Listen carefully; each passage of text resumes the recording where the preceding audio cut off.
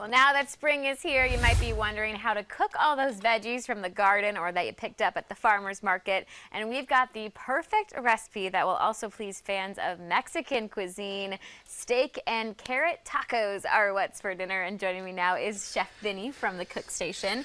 Thanks so much for stopping by again. Good to be back. Good to be back. Always love having you on midday. But what do you love about this recipe? Well, you know, spring is upon us, of course. Except for that weather today, huh? I know. I actually liked it a little. And so everyone's kind of been planting their gardens, like I've been doing mine and stuff like that. So there's always an abundance of vegetables. Sometimes you don't know what to do with them and things.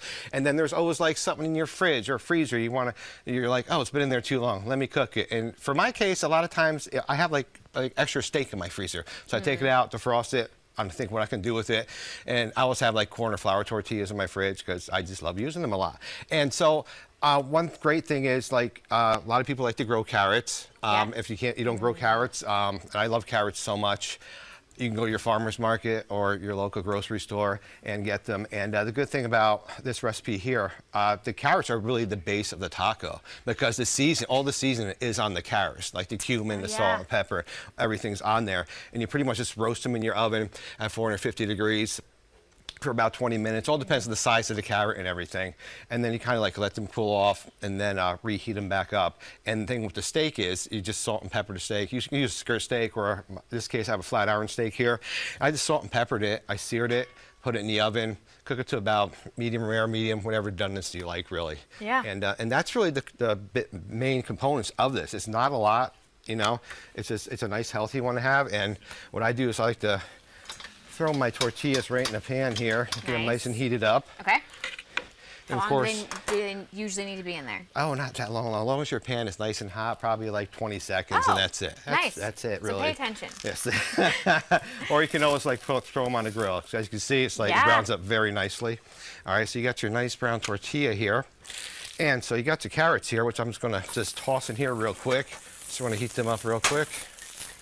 So if we had put them in the oven, would we still toss them in here? Yeah, because what I do is I take them out of the oven and I slice them up to make them thinner because you don't want to bite on a thick carrot, really. But if you cut them too thin and you put them in the oven, they're going to overcook and get kind of a little mushy, so you don't want that as well. So we'll get our tortilla there. Our carrots are heated up.